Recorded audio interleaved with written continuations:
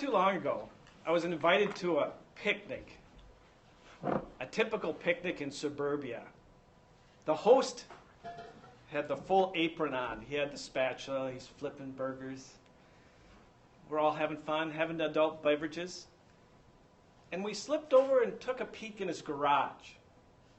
He had a stable of vehicles that I've never seen before. He had a Lexus sports car with a V8. He had a Humvee. He had a motorcycle with 4 cylinders.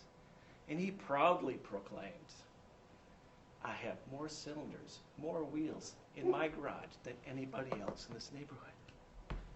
As we looked around, and I noticed the crowd that had gathered, it became a little bit of like a bad Tim Allen movie. There was the caveman grunts, ooh, ooh, as he opened the hood, and then he even had to start one up. I was stirred a little bit, but then I looked over in the corner, and he had a beautiful bicycle, a Trek carbon fiber. And that's when I realized, deep down inside, I went, oh, yeah. Madam Toastmaster, Toastmasters, when it comes to vehicles and transportations, I only need 2. 2 wheels, 2 legs. I need water. I don't need to feed it gas. Maybe some happy snacks once in a while, energy drinks. I only need 2. I've had a passion for bicycles since I was a little kid. Think back to your first bike. What color was it? Was it fast? Was your mom wringing her hands? Don't crash. And was your dad like, get out of here? I know when I had my first red bike, my territory expanded immensely. And all I wanted to do was go fast. And yes, I did crash. Fortunately, my mom's a nurse. She'd patch me up and shake her head. My dad said, leave him alone, leave him alone. I quickly graduated to the road racing bikes, 10 speeds.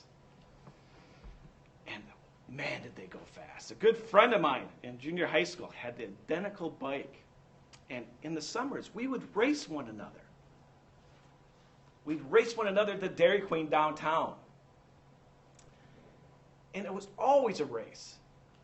And there's this old saying, it's part Minnesota, mostly Alaska, that if you're not the lead dog, the view never changes. And I've always had that imprinted in my head.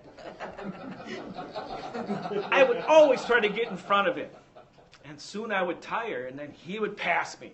And on we'd go. And later I would learn this is how professionals race. Like, who would have thunk it? My dad, he's an engineer, and I'd always ask him, what can I do to make this bike faster? He says, well, you always make sure that you have as much air in those tires as possible. The smallest amount of friction on that ground, less resistance. I mean, you're gonna go faster. So one day I pumped those tires up, and it started making a unique noise, kind of a clink, clink, clink. And I just grabbed one of the spokes. Suddenly my mom came out, and she was raising her hands and going like this. I couldn't hear a thing. I thought, why is she so mad? And I looked, and my bike's laying down. What's up with that? Here my tire had blown up. She thought I was playing with fireworks. I just needed a new tire, but it was that time, that decision, that incident that I decided to upgrade. And I upgraded big time. I upgraded to what was called a Peugeot PX10 Road Racer. It was awesome. It went fast. Suddenly, my buddy wasn't keeping up with me, and I was taking long trips, going out to Plainview and Rockdale. And as I was riding my bike by myself, you tend to daydream a little bit, and I'd go back to my childhood, my favorite hero movies. Mine was always the Lone Ranger coming into town to save the day. So I'd ride into town thinking I was going to save the day. I ended up being chased out of town by dogs and dirty looks, and who is that guy? What kind of a bike is that? My sister was in foreign language class, and I was invited to go along with her on a European trip to Germany and tour. I thought, oh, this is going to be awesome. They brought me along, and I toured through Europe, and we stayed in youth hostels. We met a lot of interesting people. I met some interesting individuals that were actually bragging to me that they had stuffed hashish into the tubing of their bike and had ridden out of Turkey, of all places. And I was pretty naive back then. I'm like, who would do that to a perfectly good bike? I met a nice gentleman, a German gentleman with a different kind of a bike. It's more what I call a sit-up and beg.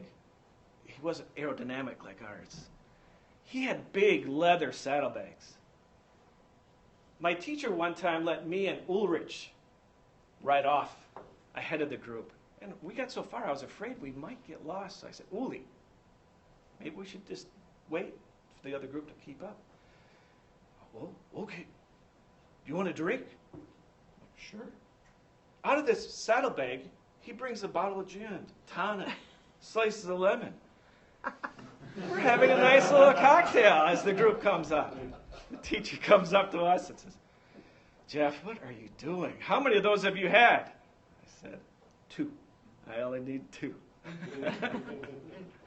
And fortunately I did. I was back to the pack, and whoa, that's the first gin and tonic I had, and it was good.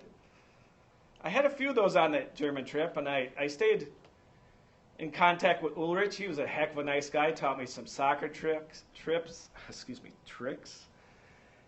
And as I was coming back to the United States, we were in O'Hare, Chicago O'Hare Airport, and I did have a little bit of a gin and tonic on the way back, because I knew when I was back I wouldn't do that anymore. The custom agent, he came up there and he looked at me and he looked in my eyes. I was dehydrated, a little bit hungover. He says to me, I want to see this guy's bike. I want to see what's in his tubing. I'm like, who would do that? Madam Toastmaster, when it comes to transportation, I only need 2 wheels and 2 legs.